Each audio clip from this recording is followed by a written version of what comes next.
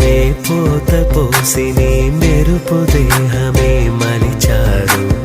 పూల పరిమళము ఊపిరుదిన పైకి నిన్నెలా వదిలారు.